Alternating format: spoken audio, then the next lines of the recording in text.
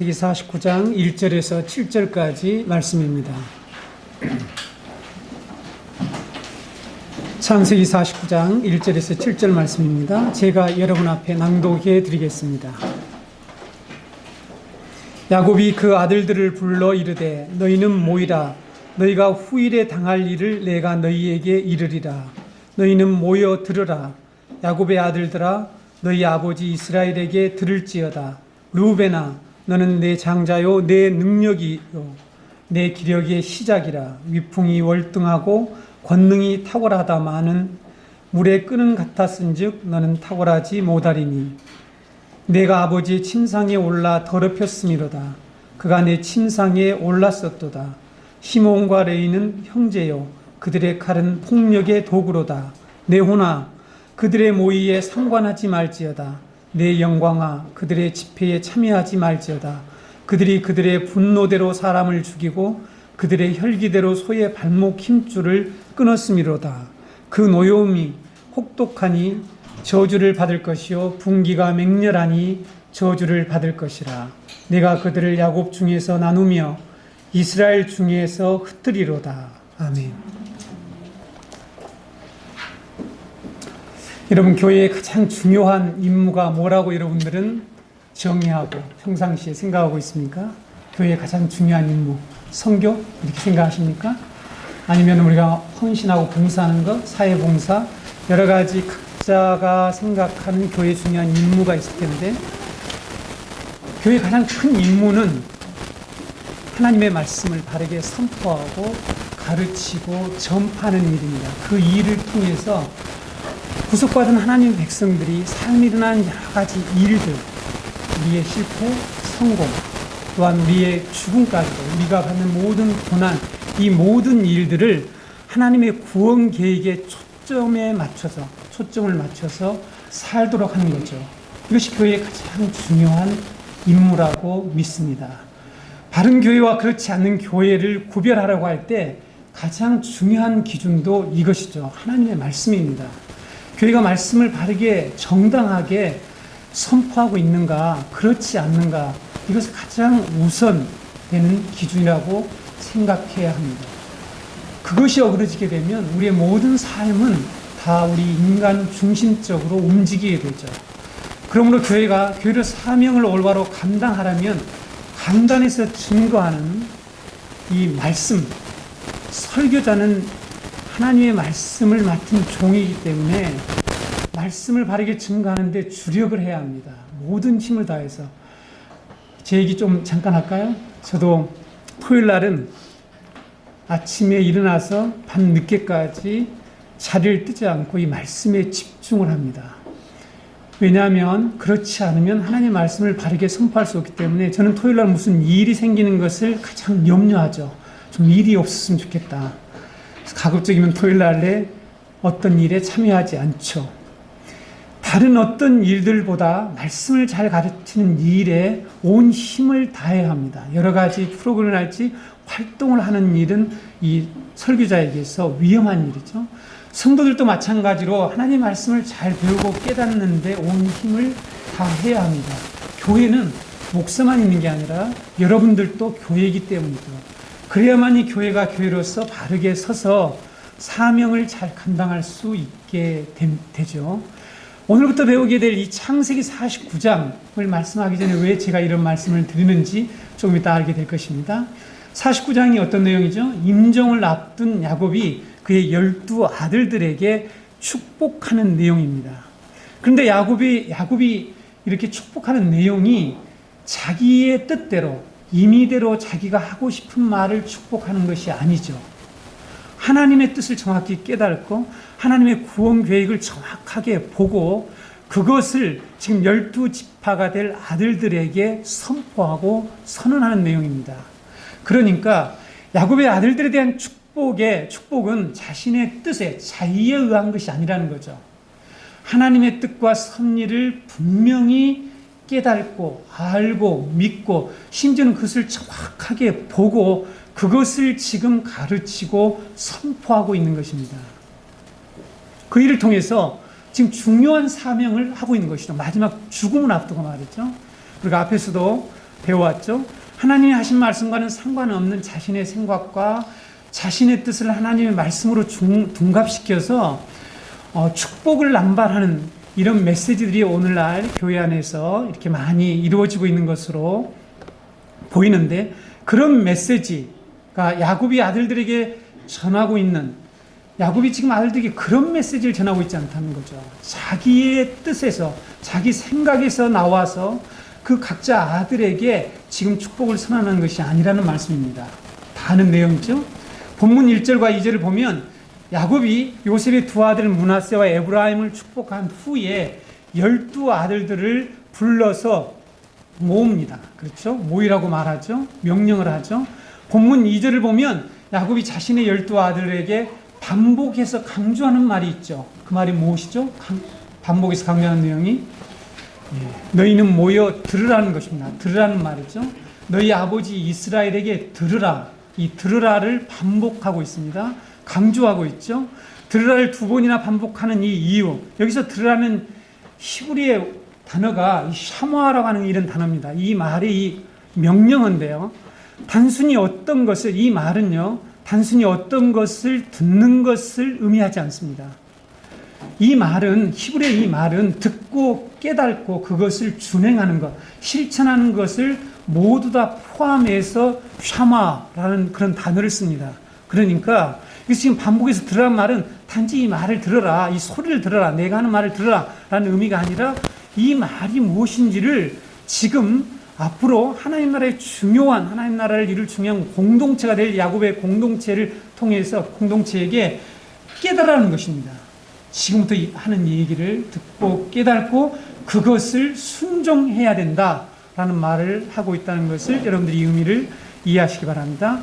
야곱은 자신이 깨닫고 확신하는 하나님의 뜻을 자기도 모르고 자기도 지금 헷갈리는, 자기도 분명하지 않는 그런 내용을 자신의 12아들들에게 선포하고 선하는 것이 아니라 자기가 분명하게 확실하게 보고 듣고 깨달은 이 내용을 가지고 지금 아들들에게 전하는 것이죠. 전파하고 있는 것입니다. 이것이 여러분 바로 교회의 임무예요. 교회가 바로 이런 모습이 되어야 한다는 것이죠. 교회 자신들도 믿지도 않고 정확히 깨달지도 못하고 다른 사람들에게 설명도 해낼 수도 없고 하는 이런 내용들을 선교한답시고 얘기하는 그런 일을 하라고 우리에게 선교가 중요하다, 선교하라 이렇게 말하지 않았습니다. 교회로 모이는 것이 중요한 것이 아니라 하나님의 말씀을 잘 듣고 그 의미가 무엇인지를 깨닫고 그것을 분명히 하나님의 구속 계획의 이 청사진으로 내가 그려서 받아들여서 앞에서 말씀드렸죠. 우리의 삶에 일어나는 모든 일들을 거기에 초점을 맞춰서 살아가는 것. 이것이 바로 듣는 것입니다. 말씀을 듣는 것이죠. 안타까운 일이 간혹 있죠. 교회를 동아리 모임 정도로 생각하는 사람들이 있는 것 같아요. 사교 모임으로 생각하면서 나오는 사람들이 있는 것 같아요. 참 마음이 아픕니다. 우리 교회는 어떨지 모르겠습니다만 여기서 구체적으로 말할 수 없는 내용들이 참 많이 있죠. 다른 의도와 목적을 가지고 나오는 사람들이 종종 있는데 우리가 교회로 모이는 가장 주된 이유 바로 이 하나님의 구원 계획을 잘 듣고 그것을 깨닫고 그 듣는다는 이 말이 무슨 뜻인지 앞에 말씀드렸죠. 듣고는 그것을 우리의 삶에 가져와서 삶에서 일어나는 모든 일들을 거기에 맞춰서 살아가는 것이죠. 자, 과연 우리는 그렇게 하고 있는지. 우리는 수많은 말씀을 들었죠.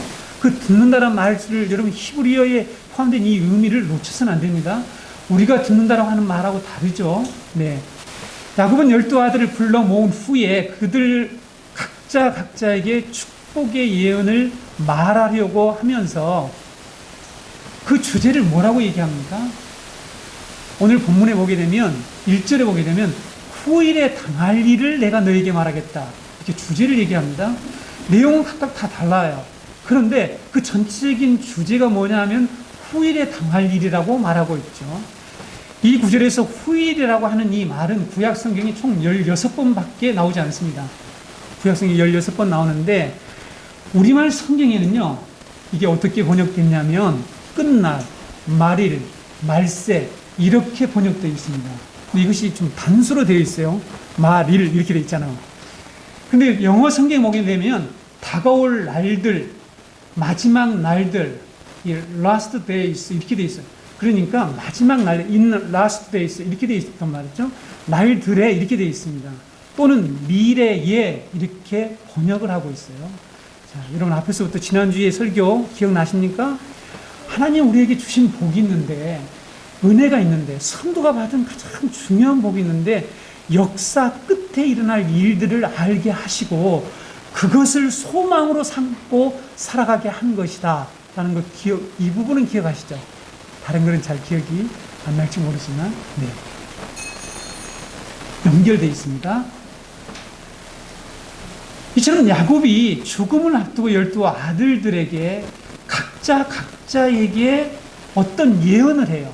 근데 이것을 축복이라고 얘기합니다. 뒤에서 소개하겠지만, 축복을 예언하고 있는데 이것을 가리켜서 말세에 끝날에 일어날 일들이라고 말하고 있다는 사실을 여러분들이 주목하셔야 합니다.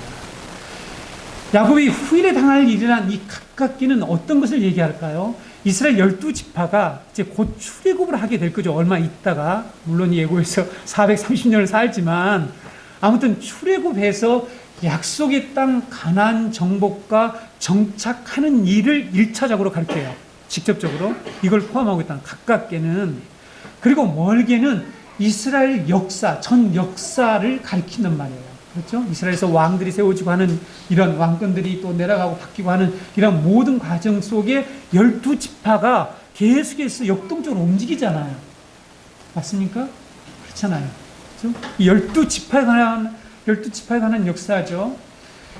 그리고 예수님이 다시 오셔서 새하늘과 새 땅을 이루는 이 역사의 끝날에, 종말 때 일어날 일들을 지금 후일에 당할 일이라고 말한다는 것을 이해하셔야 된다니까요. 아까 듣는 것은 뭐라고요? 이해를 하고 깨닫는 것입니다. 이게 무슨 얘기인지를. 그래서 여러분 이처럼 출애굽에서 그리스도의 재림까지 일어날 일들을 통틀어서 후일에 당할 일이라, 당한다는 말보다는 이게 일어난다 이렇게 돼 있죠. 영어 성경 원문에 일어날 일들을 가리키고 있습니다. 그러니까 야곱의 12 아들들에게 예언한 축복은 한 사람 한 사람 개인적인 지금 얘기를 하고 있는 것이 아니라 교회의 영광스러운 미래를 예언한 구속사의 이 전망을 자기 아들들에게 지금 전하고 있다는 사실을 우리가 알아야 됩니다. 교회의 영광스러운 미래를 들어라. 오늘 제목이 그렇죠? 제가 제목 잡는 게 얼마나 힘든 일인지 말씀드렸죠? 야곱의 12 아들들은 아버지가 임종을 앞두고 자신들에게 하는 이 축복의 선언에 귀를 기울이며 들었겠죠. 그러지 않았을까요? 아니 여러분, 지금 자신들과 직접 연관된 내용이니까 정신을 바짝 차리고 우리 아버지가 무슨 얘기를 하는가 들어보자. 그리고 내가 해야 할 일이 무엇인가 알기 위해서 아주 열심으로 귀를 쫑긋 세우고 집중해서 들었다는 사실이죠. 그렇지 않겠습니까? 왜 그랬을까요? 여러분 한번 생각을 해보세요. 이 상황을. 아버지 지금 유언을 한단 말이죠. 유언과 같은 축복에. 그러니까 히브리 문화에서 아버지가 마지막으로 하는 그 축복 예언은 엄청난 거잖아요. 지금 그 축복의 예언, 유언을 한단 말이죠. 이 산은 누구에게 주고 집 2채 있는데 이 집은 내가 딸에게 주고 누구에게 준다 이런 얘기를 지금 하고 있는데 정신을 한 대 팔고 무슨 얘기든지 뭐 별 상관이 없다 이런 사람이 있겠습니까? 그런 사람 아무도 없죠. 소홀히 듣지 않았을 것입니다. 제가 이 말씀을 할 때 마음이 아파서 하는 얘기예요. 우리는 하나님이 이 구속받은 성도들에게 너무너무 중요한 얘기를 하는데 사실은 귀를 쫑긋 세우고 아주 전력을 다해서 귀를 기울여서 과연 들을까 하는 이 부분입니다. 우리가 전심으로 하나님의 말씀을 깊이 묵상하고 기도하면서 찾으면요 여러분도 성경을 열심히 읽으면 오늘 제가 여러분이 선포하는 말씀을 깨달을 수 있습니다. 하나님은 우리에게, 우리 성도들 모두에게 하나님의 말씀을 주셨단 말이에요. 근데 왜 여러분, 많은 사람들이 하나님이 지금 이 야곱이 오늘 이 12아들들에게 보여주려고 하는 이 구속의 전체 그림을 아직도 이해하지 못하고, 삶의 어떤 실패가 닥치게 되면 지금까지 들었던 모든 말씀은 온데간데였고 잊어버리고 캄캄하고, 그래서 낙심하고 두려워하고 당황하는 이런 일이 벌어질까 하는 문제죠. 사람들은요, 자신과 관련된 얘기를 하면 귀를 기울입니다. 그렇죠? 정신을 바짝 차리고 듣게 되죠. 남의 얘기를 하면 어떻게 하죠? 그 얘기가 진짜 중요한 얘기예요. 엄청난 얘기인데도요, 별로 이렇게 한 귀로 듣고 한 귀로 흘러버립니다. 사람이 지금 죽고 산다는 이런 중대한 얘기를 하는데, 사람이 죽었다고 얘기하는데, 남의 얘기는요, 그렇게 심각하게 듣질 않죠.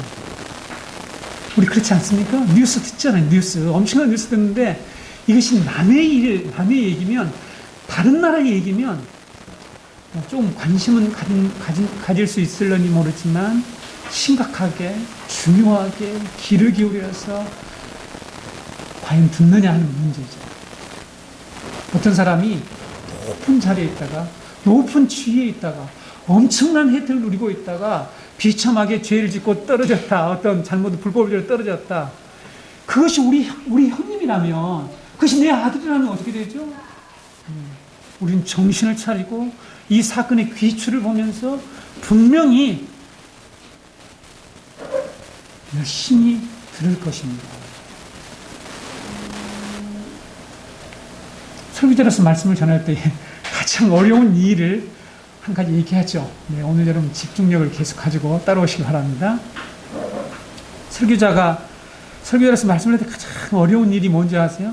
어떻게 성도들로 하여금, 청중들로 하여금 이 정신을 차리고 이 말씀을 듣게 할 것인가. 그래서 예화도 하고 막 이렇게 긴장도 주고 막 텐션도 주고 막 이런 일을 해요. 그렇죠? 도대체 야곱이 12아들들에게 한 축복의 선언이 나와 무슨 상관이 있길래 우리가 이런 내용을 듣고 배워야 하는가 라는 의문이 드는 분이 혹시 있습니까?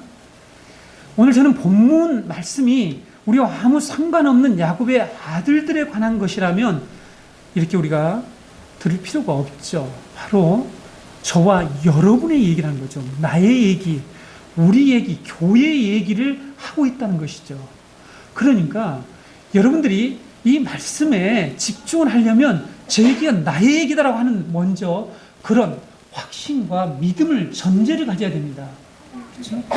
오늘 하나님이 나의 죽고 사는 문제를 강단에 선포되는구나. 나의 얘기구나, 이것이. 물론 설명이 부족해서 그걸 이해하지 못할 수가 있습니다. 야곱은 임종을 앞두고 자신의 12아들들에게 교회의 영광스러운 미래에 대해서 지금 선포하고 있습니다.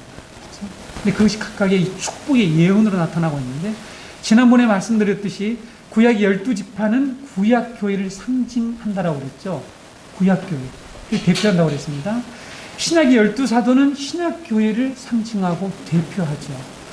여러분, 요한계시록 4장에 보게 되면 24장로들이 보좌에 앉으신 분 앞에 나와서 엎드려서 경배를 하고 자기 관을 모두 보좌 앞에 드리는 장면이 나오죠. 한번 볼까요? 창세기 끝나면 요한계시록 이렇게 강문을 할 건데요. 한번 보시죠. 요한계시록 4장 10절에 11절. 24장로들이 보좌에 앉으신 이 앞에 엎드려 세세토록 살아계시는 이에게 경배하고 자기의 관을 보좌 앞에 드리며 이르되, 우리 주 하나님이여, 영광과 존귀와 권능을 받으시는 것이 합당하오니 주께서 만물을 지으신지라. 만물이 주의 뜻대로 있었고 또 지으심을 받았나이다 하더라. 여기서 24장로는 누구라고 했죠? 누구를 가리키는 것이죠? 신구약 교회 전체에 구원받은 하나님의 백성 전체를 대표하는 자들이라고 말씀드렸습니다. 그렇죠? 이해가 되시죠? 네. 교회 얘기를 한단 말이죠. 여러분, 우리가 하나님의 말씀을 잘 듣고 깨닫고 이해하게 되면, 그래서 그것을 믿음으로 받아들이게 되면 우리의 삶의 모든 영광, 존귀, 모든 것들을 하나님께 드리는 삶으로 나가야 되죠. 그렇죠? 지금 우리에게 이 말씀을 하신다는 겁니다. 오늘 축복이에요.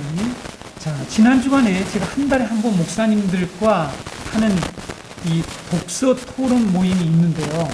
목동이라는 곳이 있습니다.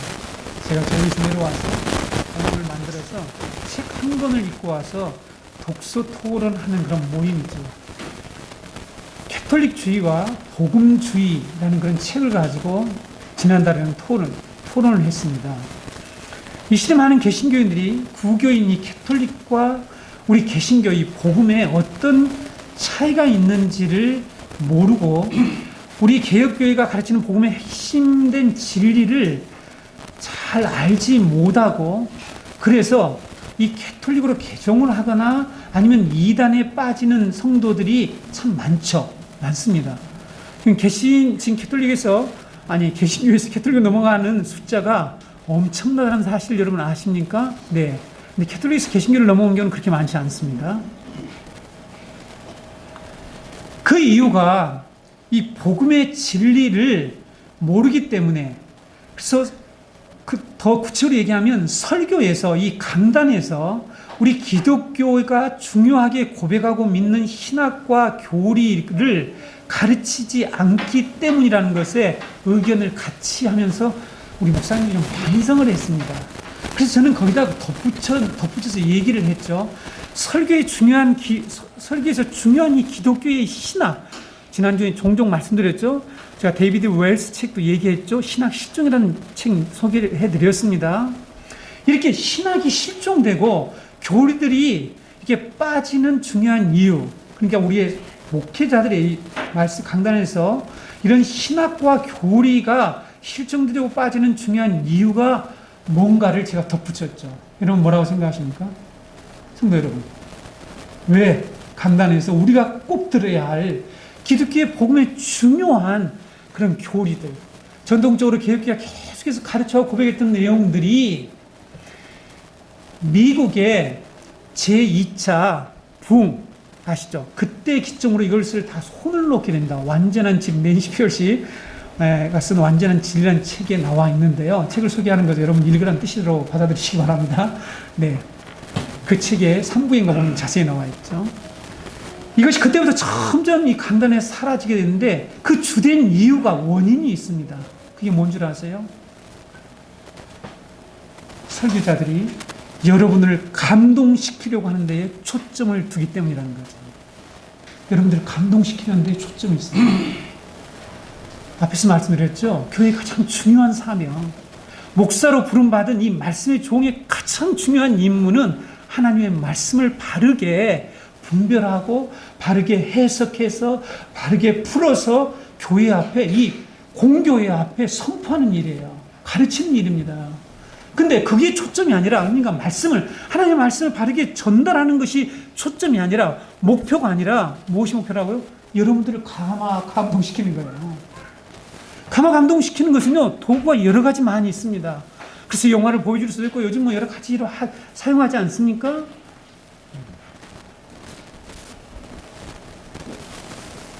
자, 그것을 덧붙였죠. 우리가 성도들을 감동시키려고 하는 것이 문제인 것 같아요. 제 견해를 피력하면서 반성을 했습니다. 저는 일찍이 거기에 초점을 포기를 했고 버렸습니다. 여러분들 감동 안 받으셔도 되니까 감동 받는 척 하지 않으셔도 됩니다. 그냥 앉아있으시면 됩니다. 목사님 은혜 받습니다. 그런 얘기 안 해도 저는 하나님 말씀 계속 꾸준히 전할 테니까 안 하셔도 됩니다.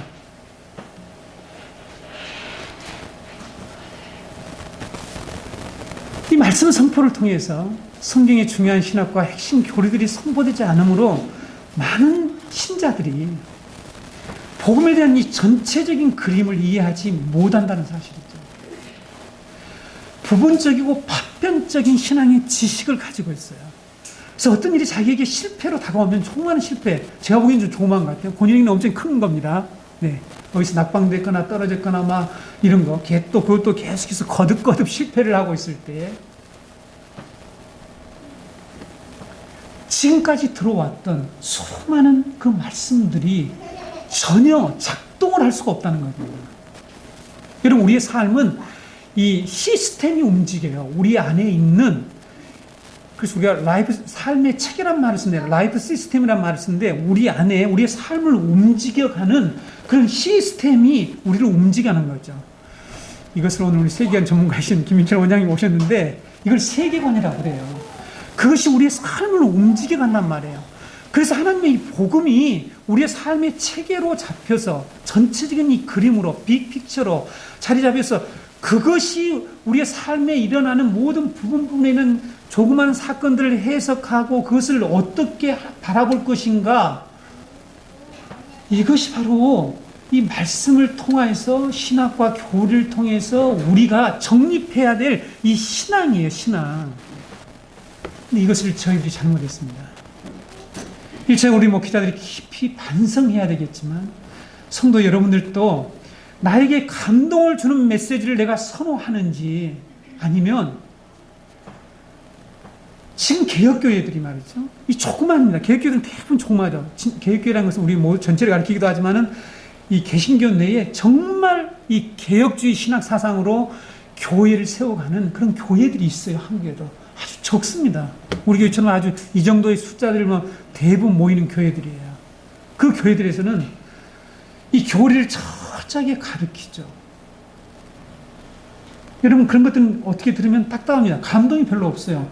여러분들, 제가 도울트 신경을 공부하다가 잠시 좀 멈춘 이유가, 너무 힘들구나 라는 생각이 들었어요. 누가 힘들겠어요?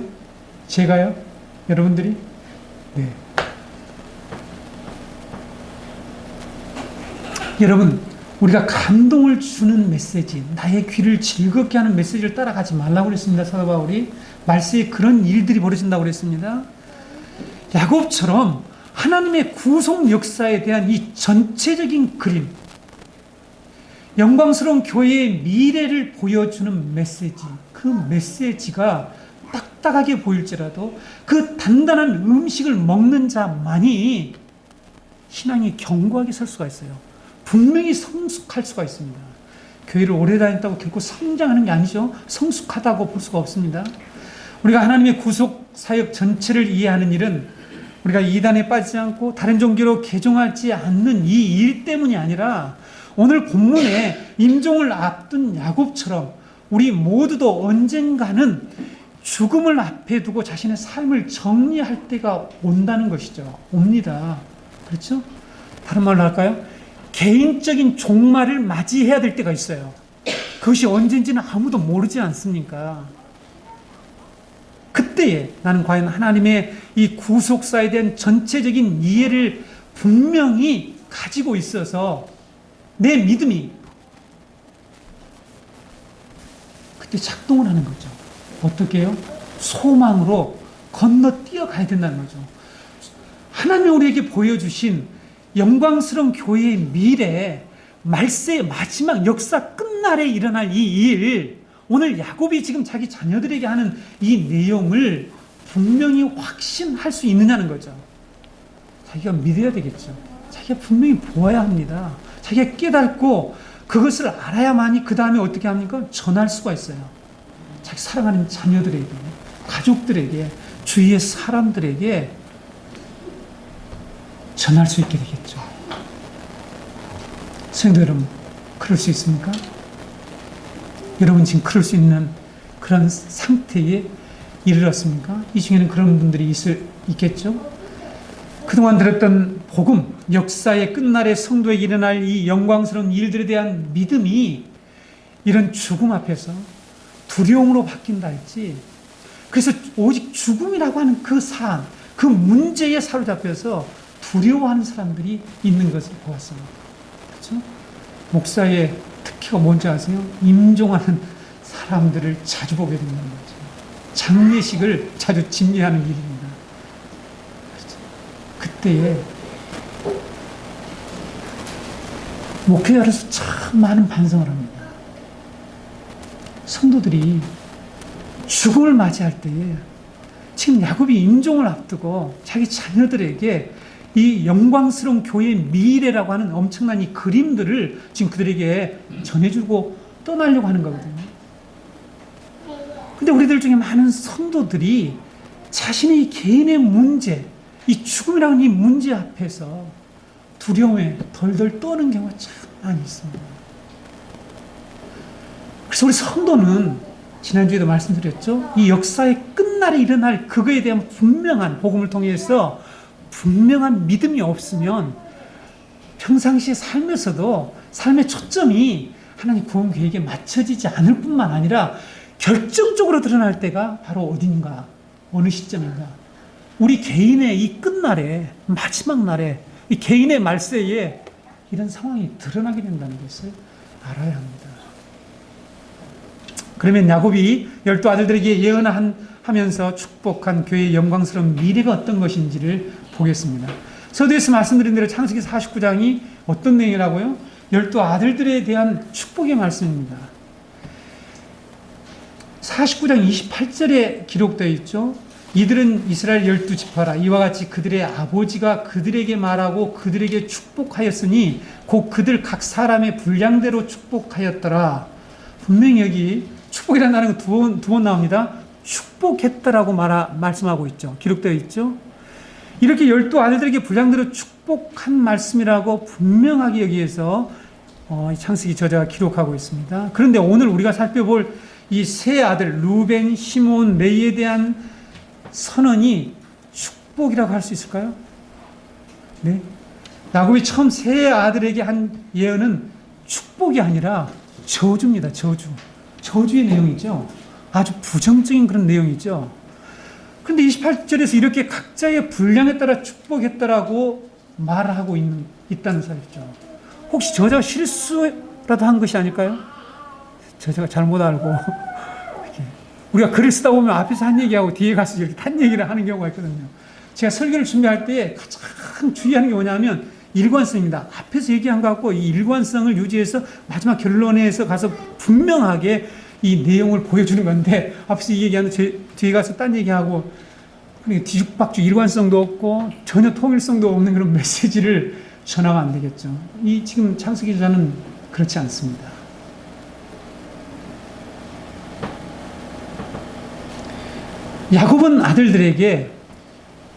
야곱이 아들들에게 한 이 예언적 성격을 가진 이 축복문 전체를 교회의 영광스러운 미래에 관한 내용이라고 제가 말씀을 드렸는데 어떻게 루벤과 이 세 아들들에게 한 예언이 축복이 되는지를 밝히려고 합니다.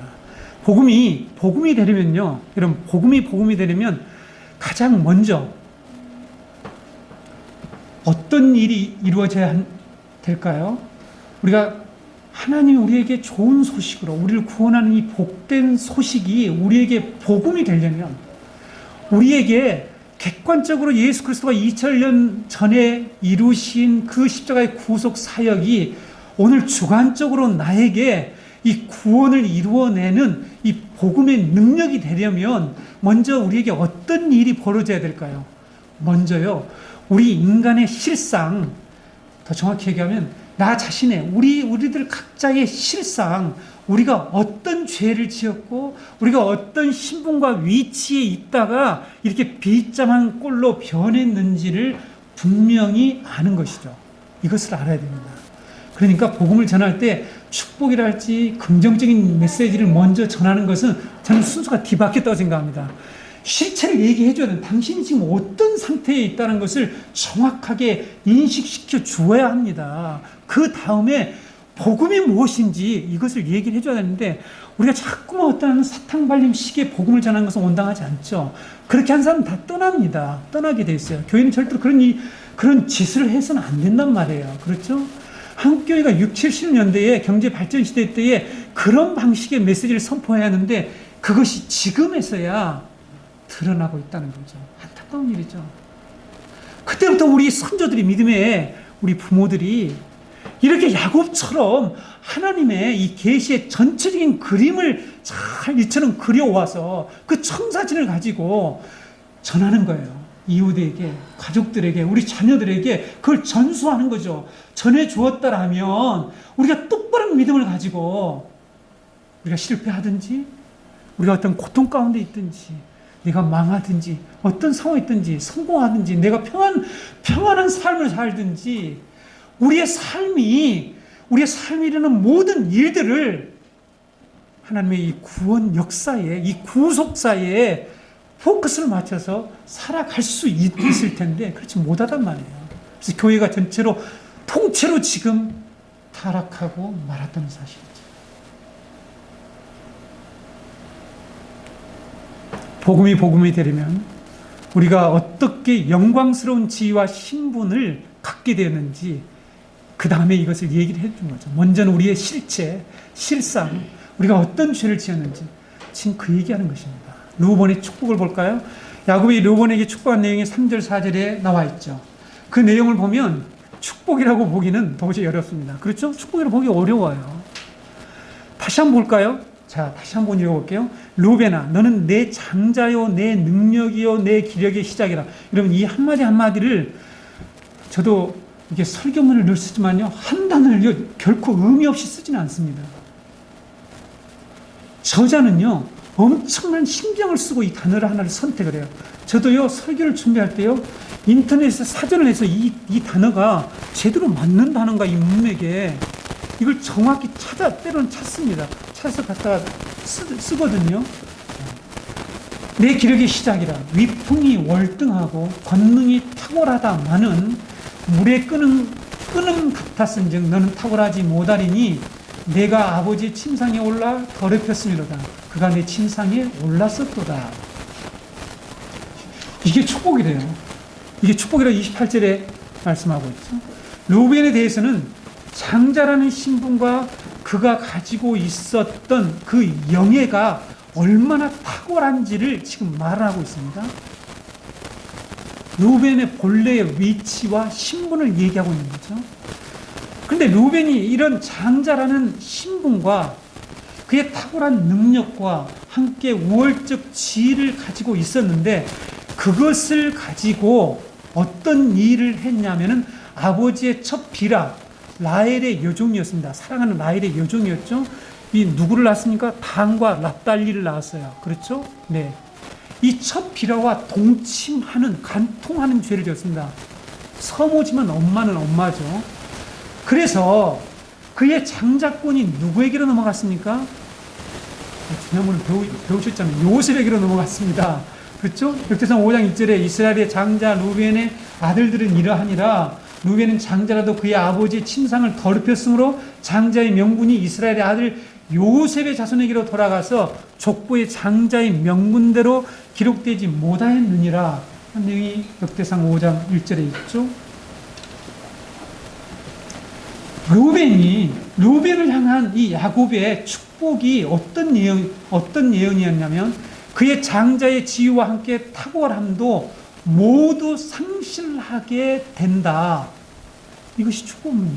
르우벤에 대한 축복이에요. 축복입니까? 저주입니까?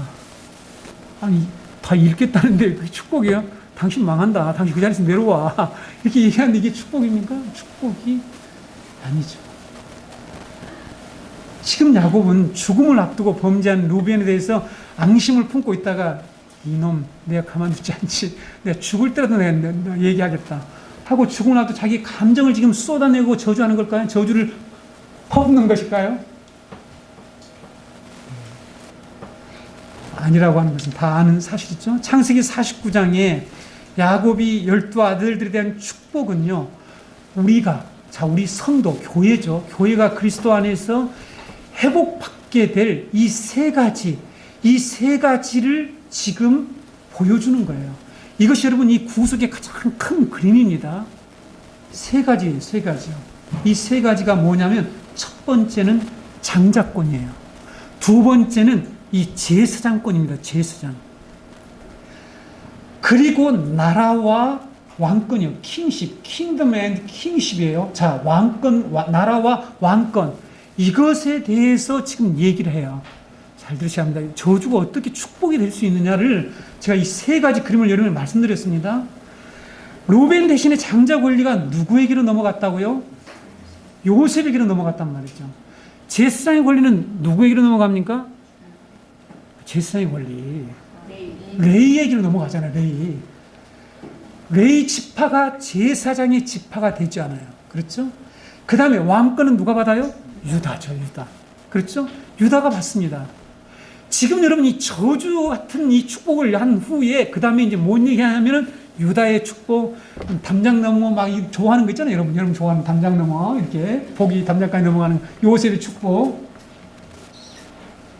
그 얘기 지금 하고 있죠. 이 세 가지는 본래 하나님의 형상으로 지음받은 우리 인간들이 가지고 있던 지위예요. 신분이에요. 특권이에요. 우리는 그런 엄청난 탁월함, 일풍당당하게 그런 것들을 우리는 원래 소유하고 있었죠. 그런 위치에 있었단 말이에요. 그런데 우리가 어떻게 했습니까? 우리가 범죄함으로 그 모든 것들을 상실하게 되었죠. 창세기 처음에 배웠던 내용들입니다. 우리 성도님들 지금 기억이 안 나신다는 건 아니겠죠? 네, 처음부터 말씀드렸습니다. 르우벤에게 축복한 내용은 지금 우리가 상실한 것들, 그것이 어떻게 우리에게서 이처럼 상실되었는지를 보여준다는 거죠. 그 실상을 보여줘야 된다니까요. 여러분, 이것이 얼마나 귀중한 건지, 이게 축복인지를 알려면 비교를 해줘야 합니다. 여러 가지 예화가 있지만 생략을 하고, 자, 르우벤에게 축복한 내용은 우리가 지금 상실한 것들, 우리가 어떤 신분과 위치에 있다가 이 모양 이 꼴로 되었는지를 우리에게 보여주고, 우리로 하여금 바로 하나님이 우리에게 주실, 교회에게 주실 영광스러운 미래가 어떤 것인지는 본래의 것을 되찾고 회복하는 것이라는 것을 지금 우리에게 말하려고 르우벤의 축복의 내용이 거기에 해당된다는 것을 이해하셔야 됩니다. 들으라, 깨달아야 됩니다. 우리가 잃어버린 지위와 신분들이 무엇인지를 여러분 알겠죠? 우리가 그리스도의 구속으로 받게 될 영광스러운 것을 르우벤을 통해서 지금 보여주는 것입니다. 너희들 깨달아라, 들어라. 너희들이 이것을 잃었어. 근데 이것을 다시 돌려줄게. 이걸 찾게 될 거야. 이것이 후일에 너희들에게 일어날 일이야. 이걸 다시 너희들 회복한다니까. 르우벤이 이스라엘 역사 가운데 이런 지위를 회복했습니까? 안 했습니까? 그런데 이스라엘 역사 가운데 르우벤이 이런 지위를 회복했어요? 회복하지 못했습니다. 잘 들으셔야 합니다. 그래서 말세를 아까 제가 어디까지 얘기했죠? 그리스도의 재림까지, 이 종말 역사의 끝날까지를 후일이라고 제가 여러분에게 정리해 드렸습니다. 다른 지파에게로 넘어갔으니까 이 모든 권리가 르우벤 지파가 이 세 가지를 역사 가운데 받은 적이 없어요. 그렇죠? 네. 이것을 받을 때는 바로 이 후일입니다. 후일. 말세, 끝날. 말일에 이것을 받게 된다는 것이죠. 그 얘기를 지금 하고 있죠. 자, 두 번째 우리가 시므온과 레위에 대한 축복 5절 7절을 보게 되면 기록되어 있죠. 이들에게 한 선언이 어떤 내용인지 다시 한번 볼까요? 시므온과 레위는 형제요 그들의 칼은 폭력의 도구로다. 내 호나 그들의 모의에 상관하지 말지어다. 내 영광아 그들의 집회에 참여하지 말지어다. 그들이 그들의 분노대로 사람을 죽이고 그들의 혈기대로 소의 발목 힘줄을 끊었음이로다. 그 노염이 혹독하니 저주를 받을 것이요 분기가 맹렬하니 저주를 받을 것이라. 내가 그들을 야곱 중에서 나누며 이스라엘 중에서 흩트리로다. 여러분, 여기에 이 시므온과 레위 지파가 한 이런 분노가 폭발해서 사람을 죽인 사건이 창세기 초기부터 나오지 않아요.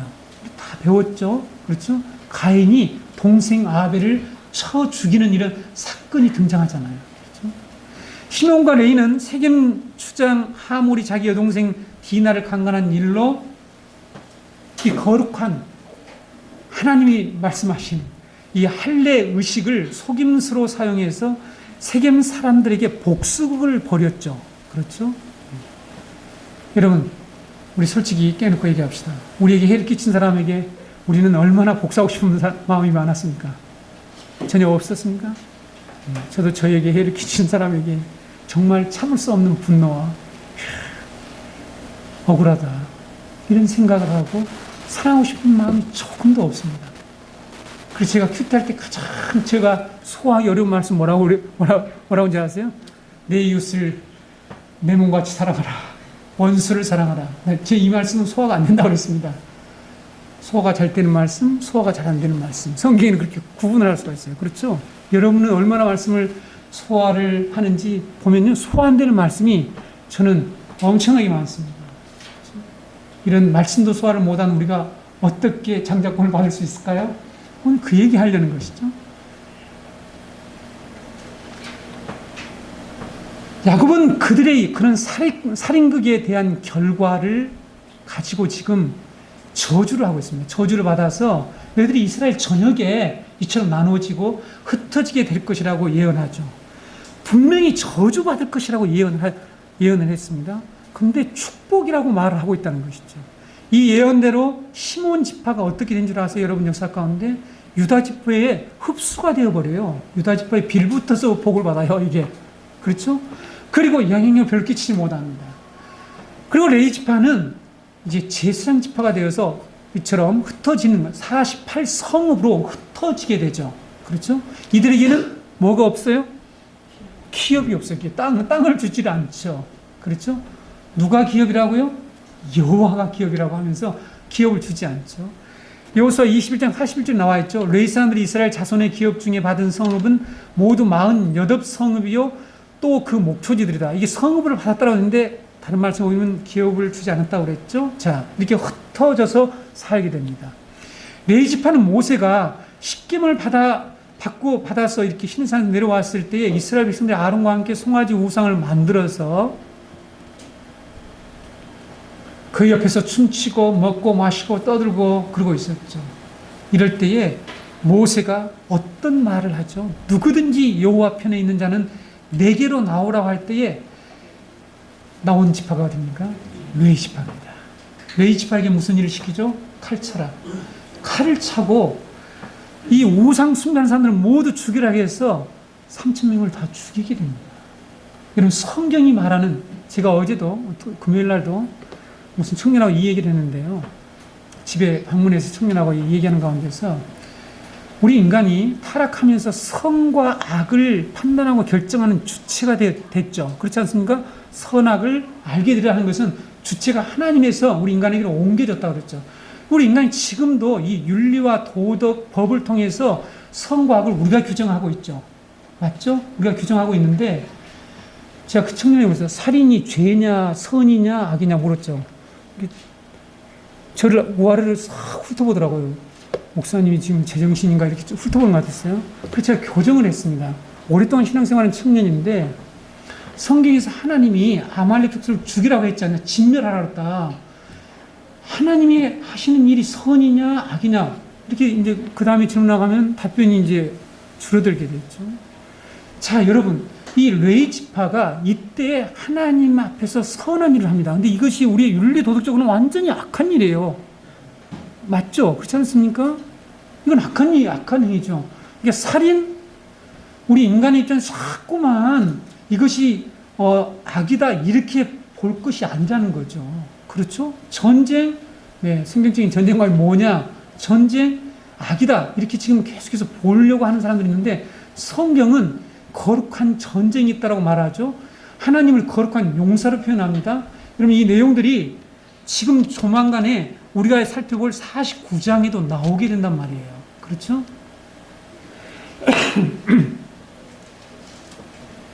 이렇게 해서 레위 지파가 제사장의 지파가 돼서 성전을 섬기는 일을 하게 됩니다. 그렇죠? 그리고 이스라엘 백성들이 이처럼 흩어져 있을 때 그들에게 말씀을 가르치고 말씀으로 그들을 양육하는 그 사명까지 감당하게 되는 그런 지파로 바뀌게 되죠.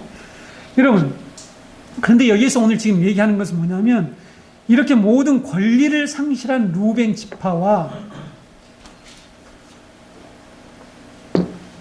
범죄해서 저주받은 시몬 레위 지파가 역사의 종말에 어떻게 됩니까? 구원받은 무리, 영광스러운 교회에 속하게 됩니까? 빠집니까?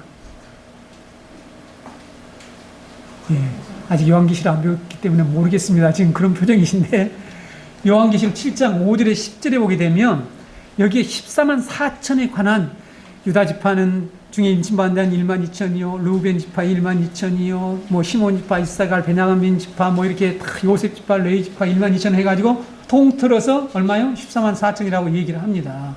이게 무슨 지파가 두 개 빠지는지 아십니까? 예, 단지파가 어디에 또? 네?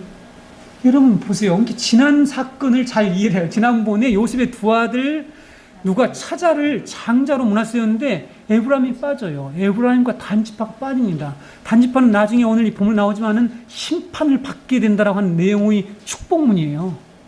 그래서 빠지게 되죠. 두 지파가 빠지게 되죠. 자, 이것은 우리가 뭐 하나의 정보고요. 어떻게 아버지의 척과 간음을 한 루벤 지파와 폭력과 살인, 그것도 하나님의 거룩한 예식을 이용해서 이 세겜족을 완전 세겜족의 남자들을 멸절시킨 이 시몬과 레이가 이런 이 구원받은 하나님의 백성의 무리에 영광스러운 교회 공동체에 들어오게 되었느냐는 것이죠. 이렇게 해주시겠다는 것입니다. 이런 일이 오게 될 것을 지금 말씀하는 거죠. 그것을 우리가 세 가지 요소로 얘기하면 장자권과 제사장과 그 다음에 이 왕권, 나라를 내가 너희들이 받게 될 것이다 라는 것을 지금 예언하고 있습니다. 그래서 여러분 이 10절에 보게 되면 계시록 7장 10절입니다. 이 기록된 것처럼 이들이 어떻게 해서 이처럼 저주받은 이 지파가 어떻게 해서 이 구원받은 무리에 들어왔는가 하면 10절에 큰 소리로 외쳐 이르되 구원하심이 보좌에 앉으신 우리 하나님과 어린 양에게 있도다. 하나님의 은혜와 예수 그리스도가 속죄양이 되셔서 십자가의 죽음으로 구원을 받게 되었다라고 큰 소리로 지금 이 14만 4천 이 구원받은 무리들이 외치고 있죠. 찬양을 하고 있지 않습니까? 창세기 처음 강론할 때부터 우리가 그리스도의 구속 사역으로 세 가지를 회복하는 것, 즉 루벤처럼 범죄한 이들이 장자권을 회복해서 하나님 나라를 상속받고 저주받은 우리가 하나님의 성전에서 수종드는 제사장으로 회복되고, 성전 개념에서 말씀드렸습니다. 여러분, 제사장이 되고 우리가 다시 하나님의 형상을 회복해서 다스리는 이 왕권을 회복하는 것을 뭐라고요? 그것을 구원이라고 그랬습니다. 이것이 바로 예수 그리스도를 통한 우리에게 보여주시는 구원의 그림이에요. 하나님의 계획이라는 것입니다. 이것을 지금 야곱이 죽음을 앞두고 자기 아들들에게 가르치고 있는 거죠. 선포하고 있는 것입니다. 창세기에서 요한계시를 강론하겠다고 말씀드렸죠. 요한이 아시아 7교회에게 구원에 대한 내용을 이렇게 말하고 있습니다. 1장 5절 6절에 보이는 계시로 또 충성된 증인으로 죽은 자들 가운데서 먼저 나시고 땅의 임금들의 머리가 되신 예수 그리스도로 말미암아 은혜와 평강이 너희에게 있기를 원하노라. 우리를 사랑하사 그의 피로 우리 죄에서 우리를 해방하시고 그의 아버지 하나님을 위하여 우리를 나라와 제사장으로 삼으신 그에게 영광과 능력이 세세토록 있기를 원하노라. 이게 지금 교회에게 말하는 내용이죠. 우리를 뭘 삼았다고요? 나라와 제사장으로 삼았대요. 여러분, 베드로서에서는 우리를 왕같은 제사장으로 삼으셨다고 그러지 않습니까? 우리에게 왕권을 다시 허락해 준 것이죠. 여러분, 이것이 바로 이 후일에 일어날 영광스러운 교회의 미래라는 것입니다.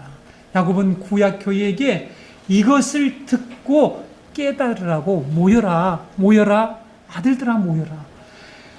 이스라엘이 내가 영적으로 변화된 육적인 이름이 야곱이라면 그가 야복강에서 하나님을 대면해서 씨름하고 얻은 이름이 이스라엘이죠. 이스라엘이 너희에게 하는 말을 들으라. 성도 여러분, 교회는 이처럼 이 변화된 가운데에서 말씀을 선포할 수 있어야 된다는 거죠. 근데 자기도 변화되지 않은 거야. 자기도 여전히 세상에 집착하고 이 육적인 상황에서 계속해서 이 세상의 명예와 이런 걸 쫓아가면서 선언하는 내용은요, 능력이 없습니다. 능력이.